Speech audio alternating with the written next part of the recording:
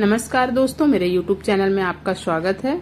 आप में से बहुत सारे लोग इस पौधे को पहचान रहे होंगे और जो नहीं पहचान रहे हैं उन्हें मैं बता दूं, ये बैगन का पौधा है जिसे मैंने अपने गमले में लगाया है। काफी हेल्दी प्लांट है ये। देखिए, किसी तरह की कोई भी इसमें कीटाणु नहीं है, कोई भी इसमें बग नहीं है और ये पौधा बहुत हेल्दी है। तो आज की वीडियो में मैं बताऊंगी यही कि आपको कैसे बैगन को अपने गमलों में उगाना है ताकि आपको ज्यादा से ज्यादा हार्वेस्टिंग मिल सके। देखिए, फ्लावरिंग भी आने शुरू हो गए हैं और बस 1 मंथ में मेरी इतनी अच्छी रिजल्ट है। तो आज के वीडियो में मैं आपको ये भी बताऊंगी कि आपको किन किन बातों का ध्यान रखना है। और प्योर ये ऑर्गेनिक है, इसमें किसी भी केमिकल फर्टिलाइजर का मैंने यूज नहीं किया है। और कैसे आप ऑर्गेनिक हार्वेस्टिंग अपने गमलों में ले पाइएगा। तो सबसे पहले जब भी आप बैगन लगाते हो तो आपको सबसे पहले सीडलिंग तैयार करनी होती है। या तो आप घर में सीडलिंग का तैयार कर लीजिए किसी दूसरे कंटेनर में, नहीं तो आप इसे सीडलिंग मार्केट में मिल जाती है आसानी से। ये मैंने 10 रुपए में इतने सारे खरीदे हैं और इस सीडलिंग को भी आप लगा सकते हैं। जब भी मिट्टी का सिलेक्शन करना हो तो मिट्टी में आपको 50% आप रखिए गार्डन का मिट्टी और 30% उसमें रखिए कंपोस्ट, जो भी हो गोबर की खाद लीजिए, ज्यादा बेटर होगा। और 20% आपको नॉर्मल सा कंस्ट्रक्शन सैंड, जिसे बालू कहते हैं, उसे। ये तीनों को आप मिक्सचर बनाइए और तभी इसमें पौधे को, जब भी पौधे लगाना हो बैगन का तो इसमें पौधे लगाइए। सैंड आपको पानी रुकने नहीं देगा। और कंपोस्ट जो आप डाल रहे हैं, या तो होममेड कंपोस्ट डालिए या फिर गोबर की खाद डालिए, ये आपके पौधों की ग्रोथ अच्छी करेगा। ये बिल्कुल ऑर्गेनिक है, किसी भी ये केमिकल फर्टिलाइजर ये नहीं है। तो सबसे पहले पौधों को निकाल लीजिए और अपने गमलों में इस तरह से इसे लगा लीजिए। अभी फर्स्ट डे है तो लगाने के बाद पौधे को इस तरह से लगाने के बाद मिट्टी जो तैयार हुआ था, और मिट्टी में पानी मैंने चूंकि बारिश ज्यादा हो गई थी तो इसीलिए मुझे पानी पहले मैंने डाला नहीं। तो पौधों को लगा लेने के बाद मैंने हल्की हल्की पानी मैंने इसे डाल दिया।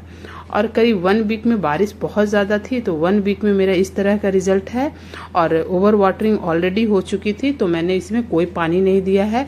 लेकिन जो भी एक्स्ट्रा खरपतवार थे, जो भी नीचे के पत्ते पीले हो रहे थे, तो 1 वीक के बाद पौधे का इस तरह से लग चुका है, पूरे पौधे लग चुके हैं, हर तरह से सेट हो चुका है।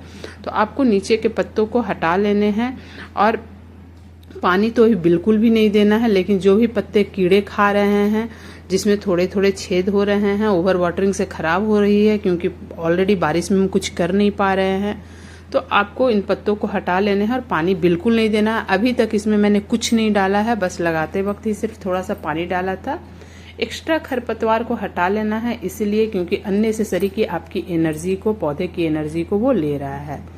अब देखिए 15 दिनों में ये पौधा इस तरह का हो चुका है और पौधे में थोड़ी सी ग्रोथ अच्छी हो गई है। ये लगभग मेरा पौधा 10 इंच का हो चुका है लंबाई से 15 दिनों में। तो अब हमको इसमें क्या करना है कि अब इनकी ट्रिमिंग करनी है। इस स्टेज पर अगर आप ट्रिमिंग कर देते हो तो पौधा घना होगा, क्योंकि जब ज्यादा पौधा घना होगा तभी आपके पौधे की हार्वेस्टिंग अच्छी होगी। जैसे जब पौधा को आप ऊपर से ट्रिम करते हैं तो बहुत सारे नीचे से ब्रांचेस आपके निकलने शुरू हो जाते हैं और पौधा बुशी रूप लेता है। और जितने पौधे घने होंगे उतने ज्यादा आपकी हार्वेस्टिंग मिलेगी। तो अगर आपके इस स्टेज में फूल भी आ रहे हैं तो भी आप मत सोचिए, क्योंकि अगर ऐसे पौधे हैं सिर्फ लंबे जा रहे हैं तो 2-4 फ्रूट्स भी आएंगे, उसके बाद फिर इसमें फ्रूट्स नहीं आने वाले हैं।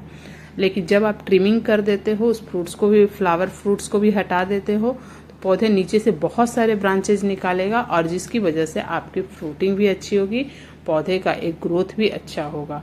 तो इस तरह से मैंने इस सारे पौधे को हटा, ऊपर से ट्रिमिंग कर लिया है। और ट्रिमिंग करने के बाद मैंने जो भी एक्स्ट्रा जिससे पत्ते खराब हो रहे थे उस सबको हटा दिया था। देखिए, ट्रिमिंग करने के बाद का ही इतना अच्छा रिजल्ट मेरा हो चुका है। करीब 15 दिन में ही देखिए इस पौधे की ग्रोथ को देखिए। इसे आपको 5 से 6 घंटे सनलाइट वाले एरिया में रखना है और जब भी आपको मिट्टी सूखी लगे आपको पानी डाल देनी है।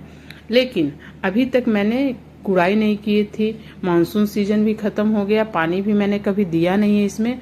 तो इस स्टेज में इतनी अच्छी ग्रोथ होने पर मुझे इस बार इसकी कुड़ाई अच्छे से कर लेने हैं। देखिए इसमें फ्लावर भी आने शुरू हो गए।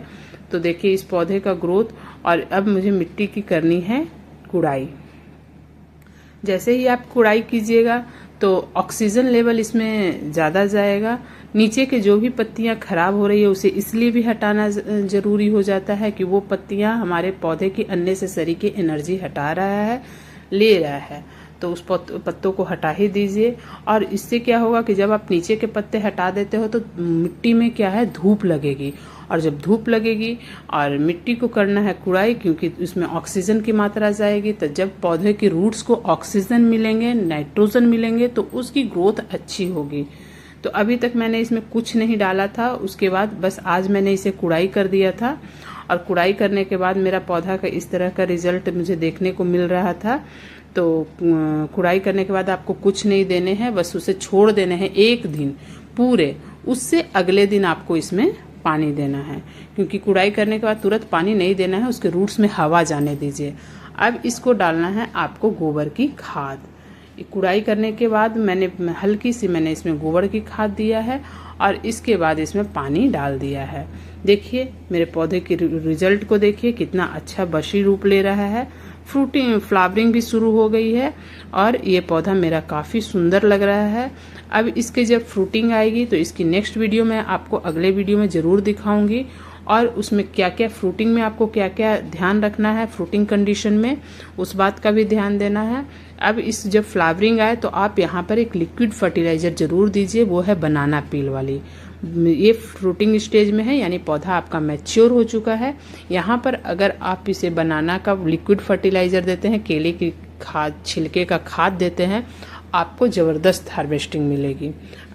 तब तक के लिए आप मेरे नेक्स्ट वीडियो आने का इंतज़ार कीजिए। और अगर मेरी वीडियो अच्छी लगी तो एक बार मेरी वीडियो को ज़रूर लाइक कीजिए। धन्यवाद।